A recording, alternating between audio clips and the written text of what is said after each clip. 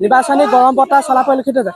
জয় খুমটা সমষ্টিৰ মিত্ৰজোঁটৰ প্ৰাৰ্থী মৃণাল শইকীয়া যিহেতু গাঁৱৰ গলিয়ে গলিয়ে নিৰ্বাচনী প্ৰচাৰ চলোৱা পৰিলক্ষিত হৈছে। সমগ্ৰ দৃশ্য মোৰ কেমেৰা পাৰ্চনে দেখুৱাই আছে যে এনেদৰে ওলাই আহিছে।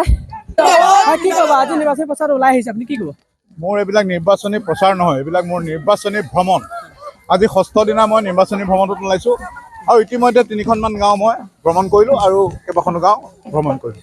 নিশ্চয় এনেদৰে ওলাই আহিছে নিৰ্বাচনী যিহেতু গাঁৱৰ প্ৰচাৰ চলাইছে বুলি তেখেতে কৈছে। সমগ্ৰ দৃশ্য মোৰ কেমেৰা পাৰ্চনে দেখুৱাই আছে। মোৰ এগৰাকী বাইদেউ আছে, বাইদেউ কি ক'ব?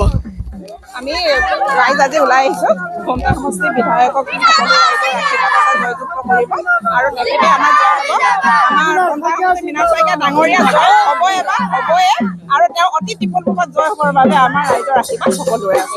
বিহু নাচিছে মৃণাল দাই, কি ক'ব? দাদা বহুত আনন্দিত, গতিকে তেওঁ এইবাৰ মনত শান্তি আছে, ৰাইজৰ মৰম চেনেহ আছে, সেই দেখি তেওঁ ওলাওঁতে নাচিছে।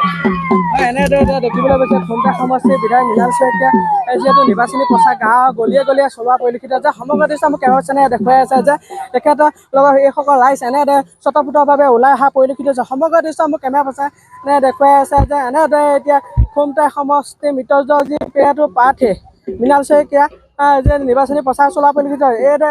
এইসকল ৰাইজ এনেদৰে ওলাই অহা পৰিলক্ষিত হৈছে।